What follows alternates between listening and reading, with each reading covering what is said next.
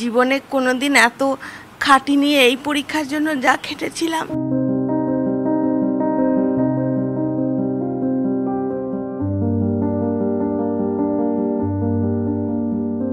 বাড়িতে এসে বইয়ের পাতাগুলো উল্টাতে আমার চোখ দিয়ে জল পড়তো।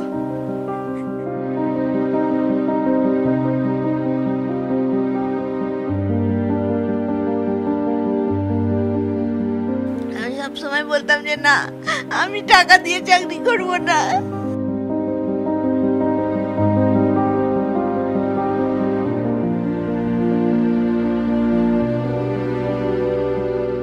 এখন বলতে লজ্জা করে যে আমি টিচার।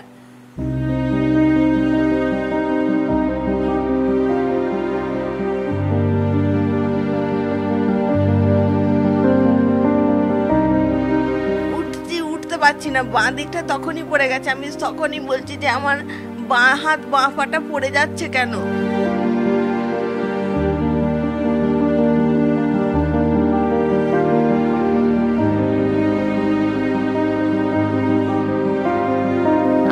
চাকরিটা পুরোটাই দরকার, না হলে এই সংসারে বাড়ি পুরো অচল হয়ে যাবে। আমার ট্রিটমেন্টের জন্য প্রচুর টাকা খরচা হচ্ছে এবং এখনো হচ্ছে। সেটা আমার ওইটুকু বাচ্চা, ওকে বড় করতে হবে আবার।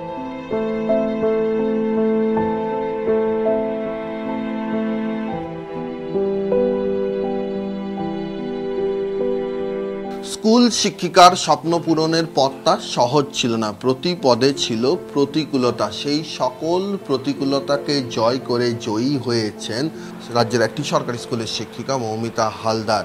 সেই লড়াইয়ে প্রতিবার মৌমিতাকে জয়ী হতে সাহায্য করেছে তার চাকরি।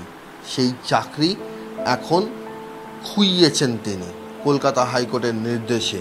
যোগ্য অযোগ্য টানাপোড়েনে যে সকল যোগ্য প্রার্থীরাও এই চাকরি খুইয়েছেন তাদের মধ্যে রয়েছেন মৌমিতা হালদার। মৌমিতা হালদার কেন প্রতি পদে প্রতিকূলতা ছিল তার একটা বড় প্রমাণ তার এখনকার শারীরিক পরিস্থিতি। তার বাঁ দিক, শরীরের বাঁ দিক পক্ষাঘাতগ্রস্ত।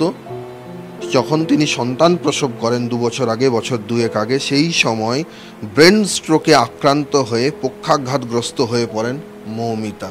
তারপর থেকে এই লাঠিকে ভর করে তিনি স্কুলে যাতায়াত করেন, স্কুলে ছাত্রছাত্রীদেরকে পড়ান এবং এই মুহূর্তে তার চাকরিটা কতখানি জরুরি সেটা মৌমিতার কাছ থেকে শুনে নেব। তবে সবার আগে জানবো এই চাকরিটা তিনি পেলেন কি করে।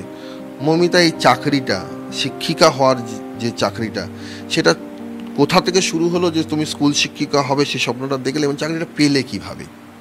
আমি তো যখন খুব ছোট ছিলাম তখন থেকে আমার স্বপ্ন ছিল যে আমি টিচার হব। সেইভাবেই পড়াশোনা করেছি। পড়ার পর তারপরে এসএসসির জন্য খুব খাটতাম। সারাদিন বইপত্র সব বিছানায় ছড়ানো থাকতো। আমার যখনই সুযোগ পেতাম পড়তাম, আর আমার মাথা যন্ত্রণা হতো। মাথা যন্ত্রণা কমলেই আবার পড়তাম, আবার মাথা যন্ত্রণা হতো যখন, তখন পড়তে পারতাম না। সংস্কৃতের স্টুডেন্ট? হ্যাঁ। কোন কলেজ থেকে তোমার পড়াশোনা, কোন বিশ্ববিদ্যালয়ে তোমার পড়াশোনা? আমার বর্ধমান রাজ কলেজে গ্র্যাজুয়েশন কত পেয়েছিলে গ্র্যাজুয়েশনে? 65% সংস্কৃতে। হ্যাঁ। আর এমএতে? এমএতে 70%-এর উপর। কোন বিশ্ববিদ্যালয়? বর্ধমান ইউনিভার্সিটি। বর্ধমান ইউনিভার্সিটিতে কোন বছরে তোমার এমএ, তোমার রেজাল্ট সম্পর্কে একটু জানতে চাইবো। মাধ্যমিকের রেজাল্ট, উচ্চ মাধ্যমিকের রেজাল্ট কোন বছরে, তোমার গ্র্যাজুয়েশন কোন বছর, তোমার পোস্ট গ্র্যাজুয়েশন কোন বছরে, সেগুলো যদি একটু বল। হ্যাঁ, আমার মাধ্যমিক 2004 সালে, উচ্চ মাধ্যমিক 2006 সালে, আর গ্র্যাজুয়েশন হচ্ছে 2009 সালে, আর এমএ 2011 সালে। এরপর বিএড করেছিলাম পান্ডুয়ার বিএড কলেজ থেকে। ওটা 2012-13 সালে কমপ্লিট হয়েছে। রেজাল্ট সবেতেই 70%-এর ওপর ছিল। গ্র্যাজুয়েশনে শুধু 65%, আর মাধ্যমিকে 67%, উচ্চ মাধ্যমিকে 72.9%, আর এমএতেও 70%-এর ওপর, আর বিএডেও তাই 70%-এর ওপর। স্কুল সার্ভিসের যে পরীক্ষা, সেই পরীক্ষায় তুমি কবার বসেছো? 3বার বসেছিলাম, এটা নিয়ে 3বার। মানে কোন কোন বছর? 2010 সালে একবার দিয়েছিলাম, আর একটা 2012 সালে না কত সালে হয়েছিল আমার ঠিক এখন মনে পড়ছে না, আর এই 2016টা। 2016 সালে। তো 2016 সালে তুমি পরীক্ষা দিয়ে 2019-এ পেলে কেন? কারণ এটা নিয়োগটা একটু দেরি হয়েছিল। 18 সালে হয়েছিল ফার্স্ট কাউন্সিলিং, আর আমার হয়েছিল 4th কাউন্সিলিংয়ে, দিয়ে ওই জন্য খুব দেরি করে হয়েছিল এটা, তাই দেরি হয়েছে আমার। 4th কাউন্সিলিংয়ে হলো মানে তোমার কি প্রস্তুতিতে কোনো ঘাটতি ছিল? 4th কাউন্সিলিংয়ে তুমি পেলে চাকরি, ফার্স্ট কাউন্সিলিংয়ে পেলে না? আমার তো প্রস্তুতির ঘাটতি কিছু ছিল না, আমি জীবনে কোনোদিন এত খাটিনি এই পরীক্ষার জন্য যা খেটেছিলাম,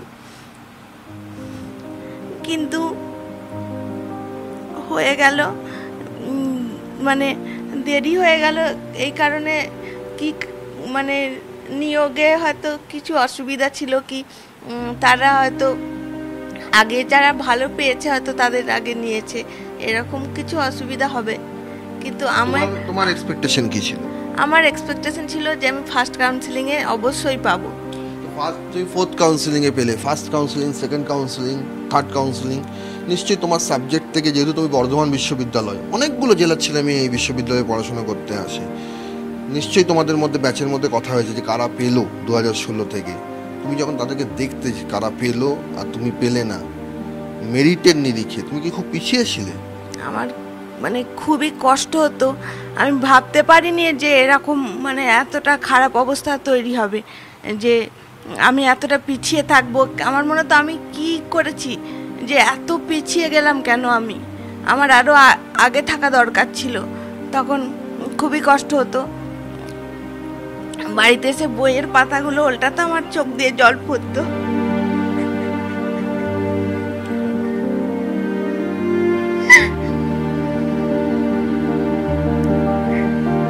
মনে হতো আর বোধহয় হবে না। যারা তোমাদের চাকরি পেতো তাদের মধ্যে কি এই ব্যাপারটা ছিল? তুমি শুনেছিলে যে টাকার বিনিময়ে চাকরি হচ্ছে? আমি এমনি শুনিনি, কিন্তু ভেতরে ভেতরে হয়তো হয়েছে। না, তখন খবর পেয়েছিলে, জানতে পেরেছিলে? তখন এমনি তো শোনা যাচ্ছিল, কিন্তু আমি অত কিছু ওইদিকে খবর রাখতাম না, আমি খালি নিজে পড়েই যেতাম। তোমার শ্বশুর মশাই বলছিলেন যে তুমি নাকি সে সময় বলতে বারবার যে টাকা দিয়ে কখনো চাকরি করবো না, মানে সেটা কি তুমি জানতে পেরেছিলে? একটু একটু শুনতাম, যে আমি সবসময় বলতাম যে না, আমি টাকা দিয়ে চাকরি করব না, কারণ টাকা দিয়ে চাকরি করলে রাতে শোয়ার সময় আমার বিবেক তো আমাকে দংশাবে, আমার বিবেকটা আমাকে বলবে, আমার বিবেক তো আমাকে দংশাবে যে তুই টাকা দিয়ে পেয়েছিস, কিন্তু আমি সেটা করতে পারবো না। আমি আমার বাবাকেও বলতাম যে না বাবা, টাকা দিয়ে চাকরি আমি করবো না। যোগ্য এবং অযোগ্য, এই যোগ্য অযোগ্যের যে তরজা, তার মধ্যে এখন তোমার চাকরিও এইভাবে যে একটা পড়ে গিয়েছো, যার মধ্যে যে যেখানে যোগ্য অযোগ্যদের মধ্যে যাদের চাকরি, পুরো প্যানেলটাই পুরো বাতিল হয়ে গেছে, কি বলবে? এটা খুবই খারাপ একটা খবর। আগে মানে এটা আগে ভাবতাম যে শিক্ষকতার পেশাটা খুব সম্মানের, একটা সম্মানের জায়গা, ছোট থেকে সেটা ভেবেই বড় হয়েছে, এবং আমি নিজেও টিচারদের সম্মান করতাম, আর সেই জায়গাটাই পাবো ভেবেছিলাম, কিন্তু সেটা হলো না। এখানে মানে এমন পরিস্থিতি তৈরি হলো যে এখন বলতে লজ্জা করে যে আমি টিচার। তোমার এই যে এখনকার যে শারীরিক পরিস্থিতি, তুমি লাঠিতে ভর করে হাঁটছো, এটা কেন হলো? কি করে এটা হলো? এটা ওই বাচ্চাটা হওয়ার পর 2022 সালে। হ্যাঁ, 2022 সালে ওর যখন 19-এ চাকরি পেলে, তুমি 22-এ কনসিভ করলে। হ্যাঁ, দিয়ে 22 সালে 19শে সেপ্টেম্বর ছেলেটা হলো, আর ওর যখন 6 দিন বয়স, তখন আমার একদিন রাত্রেবেলায় শুয়ে আছি, ওইরকম 26শে সেপ্টেম্বরই হবে, হ্যাঁ দিয়ে রাত্রে শুয়ে আছি, তখন ছেলেটা কাঁদছে, দিয়ে মা আমার মানে শাশুড়ি মা আমার সঙ্গে ছিল, দিয়ে মা ডাকছে মৌমিতা ওঠো, দুধ খাবে। দিয়ে আমি উঠতে পারছি না, বাঁ দিকটা তখনই পড়ে গেছে। আমি তখনই বলছি যে আমার বাঁ হাত বাঁ পাটা পড়ে যাচ্ছে কেন, মানে তখন। দিয়ে তারপরে আবার ওখান থেকে ডাক্তারবাবুকে ফোন করলাম, উনি বলেন যে তোমার নিউরো প্রবলেম হচ্ছে, তুমি কালকে এসো, তোমায় দেখানোর ব্যবস্থা করে দেব। সেটাও হলো। দিয়ে তারপরে আমি তো শুয়ে ঘুমিয়ে গেলাম, ঠিক এবার ঘুমের মধ্যেই হয়তো কিছু বাড়াবাড়ি হয়ে গেছে। দিয়ে তারপর আবার আমাকে নিয়ে গেল, তারপর আবার আমাকে ওরা বর্ধমানে, এই বর্ধমান নয় সরি, ওই বেলেঘাটা, হ্যাঁ ওখানে নিয়ে গেল। নিয়ে যেতে যেতে রাস্তাতেই আমার মানে কি হয়ে গেছে আমি জানি না। তখন গাড়িতে আমার ছেলে ছিল, মা ছিল, ও ছিল, আমার দাদা ছিল, সবাই ছিল। এখন তোমার শারীরিক অবস্থা কেমন? এখন মানসিক দিক থেকে এমনি ঠিক আছে, তবু মেন্টাল প্রেসার নেওয়া যাবে না, কিন্তু এখন তো সেটা হচ্ছে না, মেন্টাল প্রেসার তো হচ্ছেই। তোমার শারীরিক ক্ষমতার দিক থেকে তোমার ডান দিকটা তোমার এখন সক্রিয় ঠিক আছে? হ্যাঁ, ডান দিকে তুমি ঠিক আছে করি, সবকিছু করি। কি করতে পারো? এই ডান হাতে খেতে পারি, তারপরে চুল আঁচড়াতে পারি, কিছু লিখতে পারি, নাম্বার দিতে পারি খাতা দেখে। এটাও আগে ছিল না, এখন তুমি সুস্থ হয়ে উঠছো। হ্যাঁ, বাঁ দিকটা এখনো হচ্ছে? হ্যাঁ, এখনো ফিজিওথেরাপি চলছে? হ্যাঁ, ফিজিওথেরাপি করতে এসেছে, বসে আছে ও। ফিজিওথেরাপি মানে ফিজিওথেরাপি এখনো চলছে আর কি। তোমার চাকরিটা কতটা দরকার? আমার চাকরিটা পুরোটাই দরকার, না হলে এই সংসারে বাড়ি পুরো অচল হয়ে যাবে। আমার ট্রিটমেন্টের জন্য প্রচুর টাকা খরচা হচ্ছে এবং এখনো হচ্ছে। সেটা আমার ওইটুকু বাচ্চা, ওকে বড় করতে হবে, আমার জায়ের মেয়ে, ওকেও বড় করতে হবে। ছোট থেকে স্কুল শিক্ষিকা হওয়ার স্বপ্ন দেখত মৌমিতা হালদার। পড়াশোনায় সে মেধাবী ছিল। তারপরেও চতুর্থ কাউন্সিলিংয়ে 2016 সালে স্কুল সার্ভিস কমিশনে চাকরিটা পায় মৌমিতা। সেই চাকরি পাওয়ার পর 2022 সালে সন্তান প্রসব করার পর ব্রেন স্ট্রোকে আক্রান্ত হয়ে এখন মৌমিতার শরীরের বাঁদিকের যে অংশটা, সেই বাঁদিকের অংশে এখনও পর্যন্ত কোনো সার নেই। চিকিৎসা করতে গিয়ে প্রচুর টাকা খরচ হয়েছে, 27 লক্ষ টাকার বেশি। এখনও চিকিৎসার মধ্যেই রয়েছে মৌমিতা। মৌমিতার স্বামী প্রসেনজিৎ দাস আমার সঙ্গে রয়েছেন, তিনি নিজেও একজন শিক্ষক, প্রাইমারি স্কুলের শিক্ষক। প্রসেনজিৎ, এখন তোমাদের পরিস্থিতিটা কি যদি একটু বলো? এখন তো এই মুহূর্তে মানে আমার টাকাটা দিয়ে আমাদের 51 ভর্তি পরিবার, বুঝলেন তো, আমাদের 9 জন মেম্বার। এবার আমাদের এই তো টেলারিংয়ের দোকান, দাদা বাবা ওখানেই থাকে, চলে ঠিকঠাক। কিন্তু আমাদের দুজনের যে চাকরিটা একটু বেটার লাইফ পেয়েছিলাম আমরা, কারণ আমরা ছোটো থেকে অনেক কষ্ট করে বড় হয়েছি। কিন্তু এখন ওর যে চিকিৎসার খরচ প্রায় 27 লাখ খরচা হয়ে গেছে। এরপর আমি কি করব? সংসার চালাবো না চিকিৎসা করাবো? আমি তো মানে বুঝতে পারছি না এরপর কী করব। কারণ ওর স্যালারি বন্ধ হয়ে গেলে, চাকরিটা চলে গেলে, ও মানসিকভাবে ভেঙে পড়বে, তখন আরও ক্রিটিক্যাল হয়ে যাবে ওর কন্ডিশান। তখন চিকিৎসাটা, তখন তো আবার কি করব যদি আরও কিছু ক্রিটিক্যাল পরিস্থিতি চলে আসে?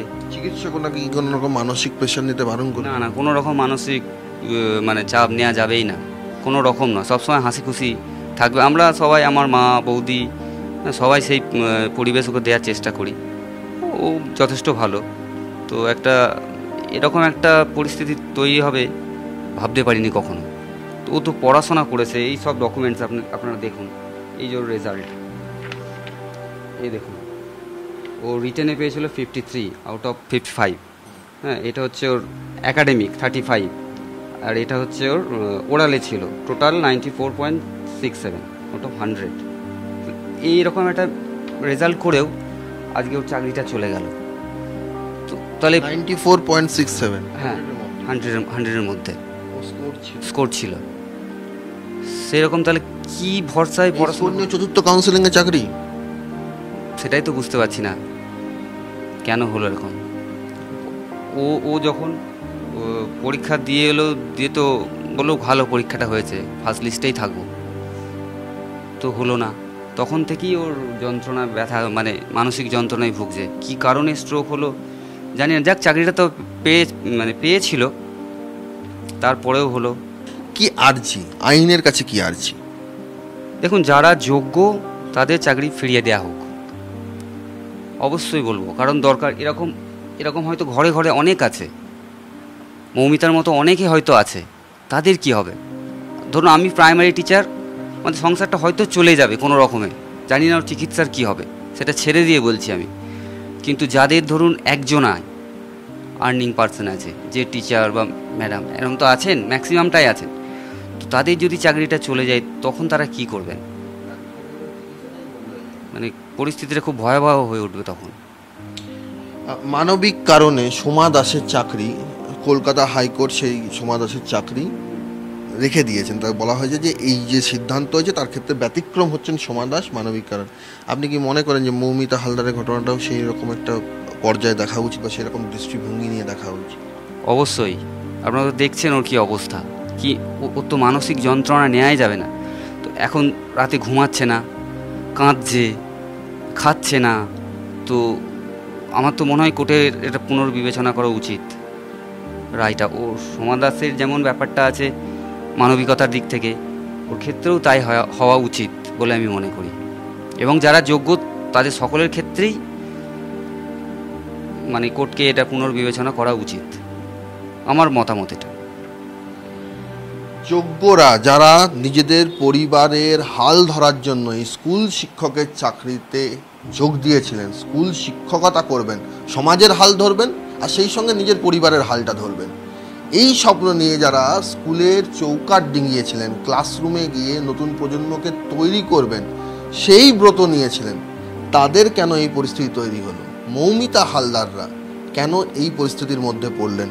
মৌমিতা হালদার সোমা দাসের ঘটনা শুনেছেন, আপনি আদালতের কাছে কি আর্জি জানাবেন TV9-এর মাধ্যমে? আমার এই চাকরিটা যেন ফিরে পাই আমি, এটা যেন না কেড়ে নেওয়া হয়। কেড়ে নেওয়াই বলছি, কারণ আমি তো মানে রীতিমতো পড়াশোনা করে চাকরিটা পেয়েছি, এটা কেড়ে নেবেন না, এটা ফিরে পাওয়া দরকার। শুধু আমার নয়, যারা যোগ্য তারা তো সবাই আমার মতনই চেষ্টা করে পেয়েছে, তারাও যেন ফিরে পায় চাকরিটা, এটাই বলবো, এটাই অনুরোধ করব। কারণ আমরা ওরকম 2 নম্বরই করে চাকরি পাইনি। মৌমিতা হালদারের বাবা এখানে রয়েছেন। মেয়ের চাকরি পাওয়ার থেকে বাবা হিসেবে মেয়ের সব লড়াইয়ের সঙ্গী থেকেছেন, পাশে থাকার চেষ্টা করেছেন। আজ মেয়ে এই পরিস্থিতিতে কি বলবেন? আমি নিজে উচ্চ মাধ্যমিক পাস, আমি সেইভাবে পড়াশোনা করতে পারিনি। আমার ইচ্ছা ছিল আমার ছেলে মেয়ে যেন স্কুল মাস্টার হয়। আমি ওদেরকে বলেছিলাম যে সমাজে সব থেকে সম্মানীয় ব্যক্তি হচ্ছে প্রথম বাবা মা, তারপরে হচ্ছে শিক্ষাগুরু, এদের ওপরে আর কেউ নেই। একজন যে প্রধানমন্ত্রী তাকেও একটা শিক্ষকের কাছে পড়তে হবে, একজন ডাক্তার যে তাকেও শিক্ষকের কাছে পড়তে হবে, অতএব শিক্ষকের ওপরে আর কেউ নেই। আমি ওদেরকে সেই হিসেব দিয়ে বলেই আমি ওদেরকে মানুষ করেছি। যাই হোক, ওরা আমার ছেলেও স্কুল মাস্টারি করে, সে প্রাইমারি স্কুলে মাস্টারি করে, আমার মেয়েও যাই হোক মাস্টারি পেয়েছে, এটাতে আমি খুব মানে গর্বিত। এবং ওদেরকে আমি বলেছি যে এমনভাবে পোশাক আশাক পরে স্কুলে যাবে, স্কুল মাস্টার হতে গেলে তার অনেক দায়িত্ব, সমাজে তোমাকে সেইভাবে ঘুরতে হবে, রাস্তাঘাটে মানুষের সঙ্গে সেইভাবে কথাবার্তা বলতে হবে, তোমার পোশাক আশাক সেই রকম মার্জিত হতে হবে, এটাই হচ্ছে আসল ব্যাপার। তারপরে তুমি তোমার শিক্ষাগত যোগ্যতা দিয়ে তুমি তোমাদের ছেলে মেয়েকে মানুষ করবে। শিক্ষা তো দেশ গড়বে, শিক্ষাই তো দেশ গড়বে। শিক্ষা যদি পিছিয়ে যায় দেশ তো আপনি পিছিয়ে যাবে। মেয়ের এই পরিস্থিতি, মেয়ে প্রথমত, মেয়ে আপনার পড়াশোনায় কেমন? মেয়ে খুবই ভালো, মেয়ে দারুণ, এবং ও পড়াশোনা সবসময়ই পড়াশোনা, বই ছাড়া আর কিছু থাকতো না ওর কাছে। 2016 সালে যখন পরীক্ষা দিয়েও 2019 সাল 3 বছর ধরে চাকরি হচ্ছে না, সেই সময়টাতে মেয়ে তো প্রচণ্ড মানসিক যন্ত্রণার মধ্যে ছিল। আপনার কি মনে হয়েছিল কেন চাকরি পাচ্ছে না? আপনার মেয়ে এত ভালো পড়াশোনায়, এত ভালো পরীক্ষা দিয়েছে, তারপরেও আমি তো শুনুন, এবার আমি বলি, আমার বৌমাও ওই রকম, আমার বৌমা সংস্কৃত MA BEd, সেও SSCতে পাস করেছিল, কিন্তু সেও চাকরি পায়নি। হ্যাঁ, যাই হোক, আমার মেয়ে সেটা পেয়েছে, করেছে। তো আমার তো চিন্তা তো একটু হতোই যে কেন চাকরি পাচ্ছে না, কি হচ্ছে না হচ্ছে। আমি ওকে বলতাম আরও ভালো করে পড়, আরও ভালো করে পড়, দেখবি একদিন হবেই। টাকার বিনিময়ে চাকরি, এই বিষয়টা আপনার টাকার বিনিময়ে চাকরির কথাটা ও তো আমাকে চিরটা কাল বলে এসেছে যে টাকা দিয়ে চাকরি, ও একদম পুরো ও ডেড এগেনস্ট টাকা দিয়ে চাকরি। আমি তো সেই হিসেবে একদম টাকার ব্যাপারে, আর আমাদের সেরকম অর্থও নেই যে আমরা ওই টাকা দিয়ে আমরা চাকরি করাবো। বেআইনিভাবে যারা চাকরি পেয়েছিল তাদেরকে শাস্তি দিতে গিয়ে আজকে যারা যোগ্যরা তাদেরকেও প্রকারভেদ করা যায়নি, যা আমরা প্রাথমিকভাবে শুনছি। কি বলবেন এই প্রেক্ষিতে? প্রকারভেদ করা যায়নি, কিন্তু এটা তো করা দরকার। তা নাহলে তো এই যে ধরুন 25,000 26,000 জন দিয়ে দিয়েছে, তার মধ্যে 5,000 জনের মতো চাকরি পেয়েছে যারা টাকা দিয়ে পেয়েছে। কিন্তু এবার এই ছেলেগুলোকে তো, এদেরকে তো একটা বিবেচনা করতেই হবে কোর্টকে। এদের চাকরি তো না দিলে তো আপনার স্কুলও বসে যাবে। আপনার মেয়ের এই পরিস্থিতির জন্য কে দায়ী? আমার এই কী বলবো বলুন, ভাগ্য ছাড়া আর কিছু নয়, এছাড়া আর কি বলবো। আর এই ভোটের বাজারে যে তরজা চলছে, সকল পক্ষই বলছে অপর পক্ষ দায়ী। আমি ওদেরকে কাউকেই বিশ্বাস করি না। আমি রাজনীতির কোনো লোককে বিশ্বাস করি না। রাজনীতি আগে হয়েছে, এখন আর রাজনীতি হয়নি। আগেকার দিনে যে রাজনীতিবিদ ছিল, সে মারা গেলে তাকে পোড়াবার জন্য কাঠ পাওয়া যেত না, তাকে নেওয়ার জন্য পয়সা পাওয়া যেত না। আর এখন রাজনীতিবিদদের মরে গেলে তাদের সঙ্গে সঙ্গে চন্দন কাটে ঘি চলে আসছে। এই তো অবস্থা, কি বলবো বলুন, কিছু বলার নেই। আপনার স্ত্রীর এই পরিস্থিতির জন্য কে দায়ী মনে করছেন? পরিস্থিতিই দায়ী, সরকার। কার ভুলে এটা হলো? যদি কাউকে দায়ী করতে হয়, কাকে দায়ী করবে? এসএসসি তো আরও ব্যাপারটা নিয়ে যত্নবান হওয়া উচিত ছিল বলে মনে হচ্ছে আমার। এসএসসি ব্যাপারটা একটু ভালো করে দেখতে পারতেন, এতগুলো ছেলে মেয়ের ভবিষ্যতের ব্যাপার তো। এসএসসির তো একটু মানে সমস্যা হয়েছেই। তার দায় কে দায়ী? আপনার এই পরিস্থিতির জন্য কে দায়ী বলে আপনি মনে করেন? আমার তো মনে হয় যারা এই চাকরিগুলো দিয়েছে প্রথম থেকে, তারা তো জানতো কে টাকা দিয়ে পেয়েছে আর কে ভালোভাবে পেয়েছে, তাদেরই দোষ। এই যে খারাপ মানে ছেলে মেয়েদেরকে এক করে দিল, এটা দোষটা তাদের। কারণ তারা যদি ঠিকঠাকভাবে নিয়োগ করতো, এত ছেলে মেয়েদের জন্য আমি টাকা নেবো কেন, এত টাকা নিয়ে আমরা কি করব? মানুষের এত লোভ কেন? এই লোভটাই দায়ী। অনেক টাকা, এরকম তো প্রয়োজন নেই। আমরা যে যা কাজ করি সেই টাকা পাই, তাতেই আমাদের চলে যাবে। কিন্তু তা না করে অতিরিক্ত টাকার জন্য এরকম ছেলে মেয়েদের সঙ্গে আমাদের মিশিয়ে দিয়ে গন্ডগোল করে দিল। বৌমার চাকরি তো অবশ্যই দরকার, কেননা ওর ট্রিটমেন্টের জন্য দরকার। এখন যা পরিস্থিতি, ওর ট্রিটমেন্ট তো দরকার খুবই। ছেলে একা কি করবে? আর বড় ছেলে সেরকম নেই, দোকান সেরকম চলে না, গ্রামের দোকান। দরকার তো অবশ্যই দরকার। যখন চলে গেলে আমাদের সব শেষ হয়ে যাবো, সব সংসার ওনার মাথাতেই সব এখন চলছে। কেন বলছেন এখন? আমরা যে আশা করে রেখেছিলাম যে বৌমা চাকরি হোক, কাঁদাকাটি করেছিল প্রচুর চাকরির জন্যে, সেই চাকরি যদি আর হারিয়ে যায়, এর জন্যই নিজেদের দুঃখ কষ্টটা, আমাদেরও সেই বুক ফাটা কান্না। ওকে তো মেন্টাল প্রেশার নিতে বারণ করেছে ডাক্তারে, তো কান্নাকাটি করছে, চিন্তা করছে, এগুলো তো নেওয়া যাবে না। তো এইগুলো আমাদের বাড়ির ফ্যামিলির সবাই চিন্তিত ওকে নিয়ে, যদি কিছু আবার হয়ে যায়। স্কুলের মেধাবী ছাত্রী স্কুলে ফিরতে চেয়েছিলেন, পেশাগত জীবনে স্কুলে ফিরতে চেয়েছিলেন, আরও মেধাবী ছাত্রছাত্রী তৈরি করবেন সেই আশা নিয়ে। সেই আশা জল ঢেলেছে, সেই আশায় জল ঢেলেছে আপাতত কলকাতা হাইকোর্টের রায়। কিন্তু যিনি এই পরিস্থিতির শিকার, তিনি বলছেন আসল দোষী অন্য কেউ। সেই দোষ যারা করেছে তাদের শাস্তি চাই। এবং সর্বোপরি মৌমিতা হালদারের আর্জি যে তার পরিবারের যাতে ভেসে না যায় তার পরিবার, সেই জন্য তার চাকরির বিষয়টিও মানবিক দিক থেকে খতিয়ে দেখা হোক। ক্যামেরায় বিনোদের সঙ্গে সৌরভ দত্ত, টিভি9 বাংলা, মেমারি।